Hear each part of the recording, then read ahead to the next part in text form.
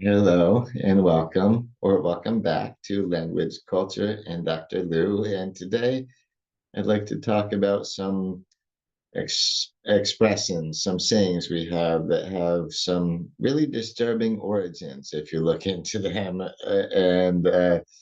So, yeah, I'm calling them disturbingly sinister origins. And yeah, you will see what I mean, I'm sure. And it's amazing how many idioms we have, just everyday expressions that have pretty dark roots to them. And so maybe we might reconsider whether we want to use these expressions or not if we know where they come from. And so what do I mean? Well, for example, we've got saved by the bell, right? And that's an expression a lot of people use, like and it's if you get saved by the bell, people might assume this is a metaphor to boxing, how at the end of any boxing round, the bell rings, and so you're saved by it from the other person pummeling you for a little while. Or there was even that TV show Saved by the Bell when the reference was school bells and whatnot. But no, it's so much darker. Saved by the Bell. The bells in question are graveyard bells, also known as coffin safety bells, because once upon a time it was a lot more common. It was, yeah, incredibly common as compared to what we think of nowadays, anyway. And so it was not unheard of for somebody to get buried alive, right? That's really, really disturbing. And so, what were the bells for? The graveyard bells, as you can see in the one illustration here, you have this sort of pull cord thing down in the coffin with the supposed corpse, right? With the body that we think is dead. And so that person, if they were, and if they did, if they were alive and they woke up in their coffin, at least they could pull at that cord to ring a bell so that the people watching the graveyard might know that somebody's alive under there and then come dig them back up. And that's pretty scary, right? Anyway, but it does make me, now that we don't have graveyard bells anymore, it does make me hope that we are 1000% sure everybody who's in that coffin getting buried under there is gone, right? Anyway, it's, to me, that's the scary part of this is, do we really not need these anymore? Anyway, so yeah, this is what I mean by, um, yeah, extremely, well, disturbingly sinister origins of the sayings, because being buried alive, I don't think it gets a whole lot more sinister than that anyway. So what else? We got this expression, if someone is pleased as punch, it means they're really happy, right? That's how we think of it. But if you're English, you probably already know about this puppet show that's been around since forever, well, since the 1660s, about called Punch and Judy. And these are the puppets, Punch and Judy. Punch is the guy dressed in red, and his wife there is Judy. And what's so disturbing about saying pleased as Punch? The Punch in question, he's a very, very violent puppet. Sure, he's just a puppet, so the violence doesn't impact real life people, but still, he's an incredibly violent puppet, at times even murderous. Um, and so that's what he got pleased by, is doing harm to others, doing committing violence against others, possibly even uh taking them out. Um, But yeah, it's extremely disturbing to think of where that came from. And but on the bright side, at the end of every show, the devil comes and takes Punch away, pretty much. But to me, one of the more disturbing things about this is often Judy there, the wife, ends up being the victim of Punch's violence. So he's violent with everybody, and it super pleases him, and that's where pleases a punch go. So it has nothing to do with fruit punch or anything. It has something to do with the pleasure that a sick puppet is getting out of doing physical harm to others. So that's yeah, it's kind of a scary one, especially when you realize he's pretty much psychotic as far as puppets go and murderous. But anyway, yeah, so there's the please is a punch thing. And next, highway robbery. We use this term, oh, this is highway robbery if we're being overcharged for something. Like I considered it I consider it to be highway robbery, how much Spectrum, the cable company, is charging me for internet to have this. So I use this expression too, but it used to be a whole lot more serious. We're talking about actual robbers on the highway, holding up stagecoaches and all this to ride them, to rob them. And this reminds me of another expression with sinister origins that I did a video about late last year, riding shotgun, right? And riding shotgun today we use just to mean somebody riding in the passenger seat, in the front seat, in the front passenger seat of an automobile. But once upon a time, riding shotgun was a huge responsibility because you were there. You if you were riding shotgun, you had to have a shotgun ready to defend against these highway robbers. And so, yeah, so highway robbery and riding shotgun, both very disturbing origins because people were getting, well, violently robbed along the so-called highways. And yeah, it's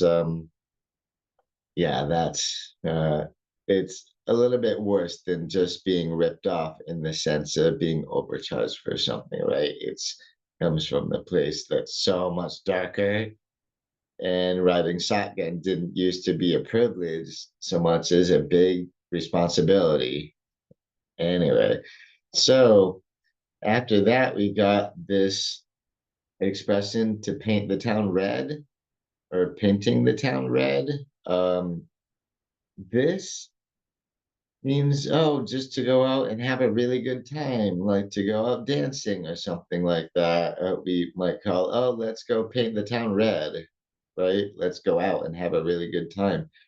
And it comes from a much darker place. We were talking in 1837. This expression started with a story from 1837, where the Marquis of Waterford, so we're talking in England, right? And the Marquis of Waterford and some of his friends went out drinking for a night. They got really drunk, got really loaded, and decided to have a good time by going through the streets of a small English town, vandalizing them. I'm talking like uh, breaking windows and messing up door knockers and lots of things, knocking over to break flower pots, like pretty vandalism. This is a pretty ugly thing. They were being, well, criminal as far as I can tell. And so, where does the paint in the town red part come in? Eventually, this group of, well, yeah, law-breaking vandals, they found a couple buckets of red paint, and then they started literally painting the town red. I'm talking painting doors and a toll gate and some statues and things like that. Like the painting the town red, that was just vandalism by some drunk people in the 1800s in England. Anyway, so it's not as positive of a thing as we give it credit for in the expression these days. If you're going out to paint the town red, you're not assuming that you're committing any crime. You're just going out to have some good fun. And but yeah, it comes from drunk people having fun that's far from wholesome or anything. Comes from a bunch of people committing crimes because they're just too drunk to care about the consequences. So that's pretty ugly. And so pulling someone's leg, we use this expression, of course, to say if somebody is lying to you, or maybe they're just joking around, like they're deceiving you just as a joke kind of a deal. Oh, you're pulling my leg. This comes from the place that's so much worse. And again, we're talking in England in the 19th century and even 18th century. So in London, England, in the 18th and 19th centuries, um, how a lot of thieves would rob you is first they would pull you to the ground by your legs, so you're totally defenseless and on the ground. So then they can rob you, and of course, being pulled onto the ground, that's not a good place to defend yourself from physically either. So this is yeah, this is pretty scary imagery if you think of where it came from. So yeah, pulling someone's leg used to be something so much worse. Oh Lord.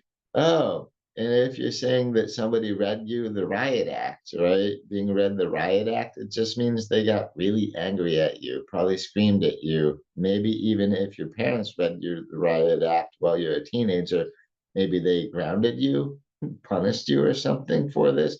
But it used to be so much worse. Um, the Riot Act of 1715, if someone was reading you the Riot Act as originally existed, you might be in some serious legal trouble, right? It's so much worse because the Riot Act of 1715 stated that the British government could order groups of 10 people or more to break up as an unlawful assembly because they're trying to prevent actual riots here, like you can see in the pictures. And so they actually the British government, so the police and all that, they had the right to order groups of 12 or more people to break up, to disperse. And if people were did refuse to disperse, they were arrested and forcibly removed from the premises and all that. So that could come with some serious legal consequences. So being read the Riot Act, if someone's reading you the Riot Act, it used to be so much worse. It comes from a pretty dark place of rioting and the government trying to stop that. So that's yeah, that's kind of scary, especially well, given the rioting that we have going on in the US lately. But anyway, let's not talk about the present. Let's just stick with dark things from the past, right? And so, really dark thing from the past is a baker's dozen. So, how, of course, a baker's dozen, as you can see with these pictures of the rolls and the donuts and whatnot, a baker's dozen is 13 of them. And it's luckily we have this expression baker's dozen that we can just use when we're getting 13 of something because people are superstitious and afraid of the number 13, so it gets you around saying 13. But the baker's dozen comes from a really pretty dark place. Why would you have the 13th, one extra one in a group? Because there was a um rule from the 13th century Britain. Okay. And so easy to remember. It was a law from the 13th century, which ended up with it being 13 in a baker's dozen. And what was that law about? It was if a baker was caught selling a customer either a super low quality of bread, like bread that's not even legally considered actual bread, or selling them a lower amount, a lower quantity of it. Like, let's say they're trying to sell you a dozen and you only ever get 10 or 11 in the bag or the box or whatever. That would be highly illegal. And for a long time there was a tax that bakers had to pay over this, but in the origins of this, it was even worse. It is rumored that a baker might actually have their hands chopped off if they shorted somebody by not giving them a full dozen, if they promised them a dozen. So yeah, baker just dozen, 13 of something. And why the extra one? Because if bakers were so afraid of getting their hands chopped off that it was just easier for them to throw in an extra one to make sure it definitely never ever came under. And the same can be said for later on when it was just paying a tax. It's just easier to include the 13th item than to risk having to pay a tax or something, but it's not nearly as scary as the whole hand chopped off thing. So yeah, that's why baker's dozens are around. That's why a baker's dozen is actually more than 12, because people had tried to make sure they didn't get their hands chopped off. Anyway, and so that's one thing you might one expression some people might use if they did buy a whole dozen or something and they only got 10 or 11, they might say, oh, they gypped me, or I got gypped, right? And this one too, pretty disturbing origins. I would encourage you not to use the term to gyp or to get gypped at all. Um, because in case you didn't, if you didn't know, this is a racial slur, right? This is from prejudice against the Romanis, which the Romani, also known as the Roman people, also known as gypsies, right? So gyp, that's from gypsy. And so this is about a racism against the Roma people, that has been going on for a long, long time. And so I'm suggesting that you not use this. You could use, instead of saying to gyp or to get gypped, oh, I got sorted or I got cheated, something like that, so as not to be racially insensitive, or, well, not to be racist about it. Please don't pick on the gypsies by using this expression. Just say, oh, I got sorted, I got deceived, I got cheated, etc., so that we're not making any mention of some people who have suffered racism for long enough, as far as I'm concerned. Anyway, so that's getting gypped. I would say, yeah. And there are other expressions similar using the names of other minority groups that I would also encourage you never ever to use. But let's just start with, don't say gyp or getting zipped anymore, because frankly, that's racist. And so what do we mean by paying through the nose? This reminds me of, well, I just talked earlier about highway robbery, right? This is the same thing we mean if we're paying through the nose for something. Oh, this is highway robbery. I'm paying through the nose for this. Um, you're being way overcharged, right? You're paying way, way, way too much. And so where did it come from? Well, there are two competing theories about this, and I will give you the less dark one first. And this would be when the Danes invaded Ireland, which, by the way, when the Vikings invaded England and Ireland, it was Norwegian Vikings who came first, but the Danish Vikings came as well. So when the Danes invaded Ireland, um, there was one thing called the nose tax, a nose tax, and this would be they're charging so-called tax on the Irish, on the people there. The nose tax, it would also be counted we could consider it like a head tax. So you would have to pay the Danes a certain amount of money or whatever they're taxing you per person. So they're talking the nose tax. It was about how many noses are here, aka how many people are here. You owe us this much money. Now, and and now the even darker suspicion about where this came from was not just a tax, but it was about yeah, if you could not pay them that so-called tax, it was about how they would slit your nose from nostril to eyebrow, pretty much. And yeah, that's really scary to think of that kind of a way of enforcing, well, tax collection, slitting somebody's nose all the way up to the eyebrow. That's wow.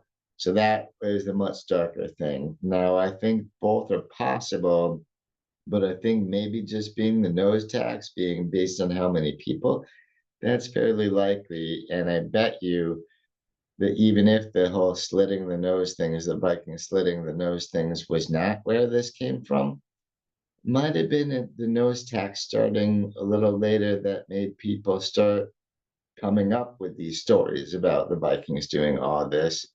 Who knows? Either way, super, super dark, right? A little scary. And one other thing that's got a potentially very dark origin, where is the rule of thumb. No, there's multiple theories about this one. Because people, well, in lots of trades, we use the idea of the rule of thumb. That's, the approximately uh, most correct way to do something, the best way to do something, as known through your experience, not just through theory, but as through experience, you learn and then you apply a rule of thumb to something. And so this might have some innocuous, you know, uh, roots that are not dark at all. But the scary theory going around, which is, yeah, found many places all over the internet, of course, is that the rule of thumb was about uh, a law which allowed for domestic violence, which allowed for spousal abuse. And so, a rule of thumb, this would be your thumb.